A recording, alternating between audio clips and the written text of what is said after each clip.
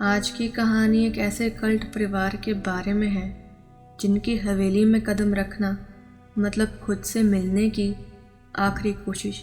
ये कहानी एक पुरानी मिथ जिसमें कालद्रपण्णा नाम की एक किताबी राज इंसान को खुद की विरासत के साथ बांध देता है, पर किस कीमत पर।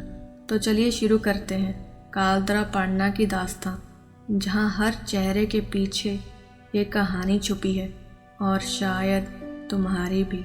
एक शाम अमन अपनी एडिटिंग डेस्क पे बैठा था जब मीरा ने उसके फ़ोन पे एक नोटिफिकेशन देखी।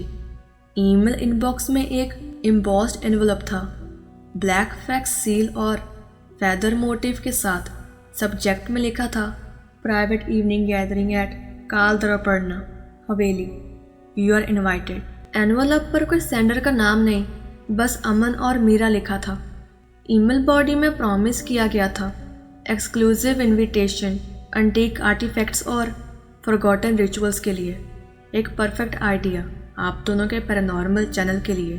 पोस्ट के बारे में एक लाइन लिखी थी, पोस्टेड बाय चौधरी कालद्रपण्णा फैमिली, जिन्होंने 19 सदी में नॉर्थ इंडियन आर्ट सर्कल में नाम बनाया था। मीरा ये सब पढ़ने के बाद बोलती है, यार अमन देख, एक ईमेल आया है, कोई ब्लैक वैक्स सील वाला एनवलप अटैचमेंट के साथ। अमन अपने हेडफोन्स उतारता है और बोलता है, ब्लैक वैक्स फेदर मोटिव, मतलब इंस्टेंटली मिस्ट्री वाइब्स। हाँ, ये तो जेन्युइन कंटेंट हो सकता है। मीरा एनवलप को जूम करती है और अमन को पढ़ने के लिए बोलती है जो कुछ मीरा ने अभी अभी पढ़ा था। तभी अमन के सब पढ़ने के बाद मीरा बोलती है, अमन यहाँ तो ये किसी प्रैंकस्टर का ड्रामा है या फिर कल्ट हो सकता है, बट इमेजिन अगर सच में रेयर ऑकल्ट आर्टिफैक्ट्स देखने को मिले तो व्यूज हद से ज़्यादा बढ़ जाएंगे। तभी अमन बोलता है, एग्जैक्टली, प्लस हमारे सब्सक्राइबर भी बढ़ जाएंगे, लेट्स गो। अमन और मीरा अपना सामान पैक कर कर उसी रात निकल पड़े। रात के 10 बजे अमन की गाड़ी का इंजन घूम रहा था। मीरा साथ वाली सीट पर टॉर्चेस, कैमरा गियर और पोर्टेबल साउंड रिकॉर्डर अरेंज कर रही थी। मीरा हर चीज़ को सेट करके अपने बैग में एक्स्ट्रा बैटरीज और स्नैक्स रखती है और अमन को कहती है, पर अमन सीरियसली, अगर कुछ ऑफ हो गया, सिग्नल भी तो नहीं होगा वहाँ। अमन हंसकर बोलता है, चिल मीरा, मैं एक सैटेलाइट हॉटस्पॉट भी कैरी कर रहा हूँ और हाँ, emergency escape route maps phone में सेव्ड है, डोंट वरी। मीरा बोलती है, ओके, सेफ्टी फर्स्ट, बट एक और बात, मैंने सेटिंग्स पे ultra low frequency vibration detection भी कनेक्ट किया है। अगर कल्ट कोई हिडन चैट भेज रहा है, पता चल जाएगा। अमन थम्स अप करता है। अमन और मीरा हवेली के पास पहुंच जाते हैं। उस विशाल लोहे के गेट पर लगे पंखों जैसे कुछ चित्र दिख रहे थे। मीरा ने कैमरा ऑन किया, गेट खुद पे खुद खुल गया।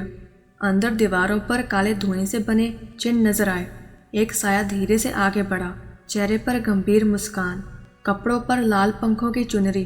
आपका स्वागत है अमन और मीरा, मैं इस परिवार का मुखिया हूँ। कृपया कैमरा और रिकॉर्डर यहाँ रख दीजिए, सब चीज़ें शुरू होने से पहले।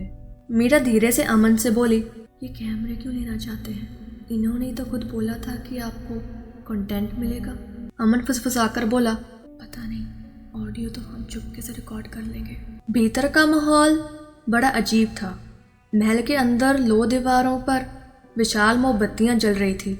एक कांच के बक्से में पुरानी किताब रखी थी जो कि उन परिवार के नाम के ऊपर ही थी, कालद्रपण्णा। मीरा सोचने पर मजबूर होगी कि कालद्रपण्णा नाम कैसा हुआ। उसे पहले ही बड़ा अजीब लग रहा था ऐसा नाम, लेकिन जैसे जैसे वो उस घर में अंदर जा रही थी और वो किताब देखी तो वो ज़्यादा गंभीरता से सोचने लगी। तभी मुखिया चौधरी ने धीमी आवाज़ में कहा, आज हम इस ग्रंथ के कुछ अंश पढ़ेंगे जो मृत्यु के बाद की दुनिया बताती है। मीरा और अमन चुपचाप खड़े थे। मीरा ने बोला, ये कितनी खतरनाक हो सकती है। वहाँ कुछ और भी लोग जमा हो गए। वहीं से सब ने एक गोल मंडल बनाया, दीवारों पर काले चक्कर, बीच में एक विशिष्ट स्थान। अचानक हवेली के हर कोने से साए इकट्ठे हुए और गहरी सवर में मंत्र पढ़ने लगे।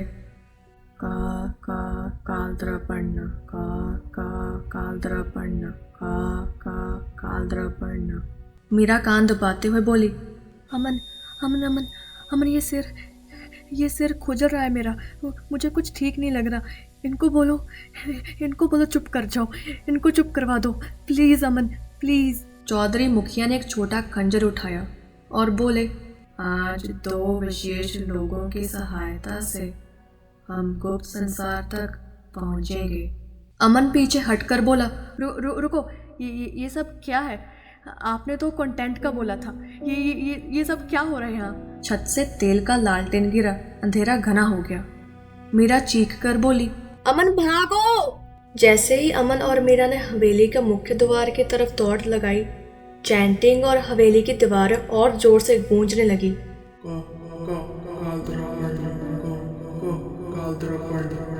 मीरा की सांसें टूट रही थी। अमन ने उसका हाथ कसकर पकड़ लिया, पर दरवाजा अब बंद हो चुका था। हर एंगल से दीवारों की सिर्फ सीमेंट दिख रही थी, जैसे हवेली खुद उन्हें निगलना चाहती हो। एक आखिरी बार मीरा ने पीछे देखा। मंडला खून से भीग चुका था। एक बंदा वहां खड़ा था, लाल मुकुट पहने। उसकी आंखों में कोई चेतना नहीं, बस क्रूरता का चुपचाप शोर। अमन ने चिल्लाया, मीरा रिकॉर्डिंग ऑफ कर, अगर हम यहाँ से बचे तभी दुनिया को सच बता पाएंगे। लेकिन हवा में एक जोरदार चीख उठी। पूरा कमरा अंधेरे में डूब गया। अगली सुबह ना उसकी गाड़ी मिली, ना उन दोनों की लाशें। बस कोर्टयार्ड की मिट्टी में एक ऑडियो रिकॉर्डर पकड़ा था, जिसमें अंतिम आवाज दर्ज थी, हम अब कालद्रा पढ़ना का हिस्सा है। 3 साल बाद एक अनजान जगह में एक लाइब्रेरियन लड़की रिया, उसको लोकल ग्रंथों में बड़ी दिलचस्पी थी। उसको एक किताब मिली जिसका नाम था कालद्रा पढ़ना। अंदर की पहली पंक्ति थी, अमन और मीरा की आखिरी यात्रा, जैसे समय ने उन्हें निगल लिया। पर बात ये थी, ये कहानी किसी लेखक ने नहीं लिखी थी। हर पन्ना खुद बदलता था।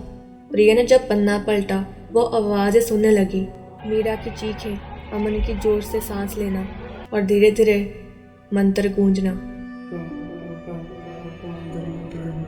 उसने किताब बंद करने की कोशिश की, पर किताब खुली रही। उसके चारों ओर हवेली का दरवाजे बनने लगे। उसके बाद से रिया का भी कुछ पता नहीं चला। अब ये कहानी उसके हाथों में थी, लेकिन शायद वो कहानी खुद बन चुकी थी। लेकिन सोचने की बात यह है कि मीरा और अमन उस एक रात में कहाँ गुम हो गए।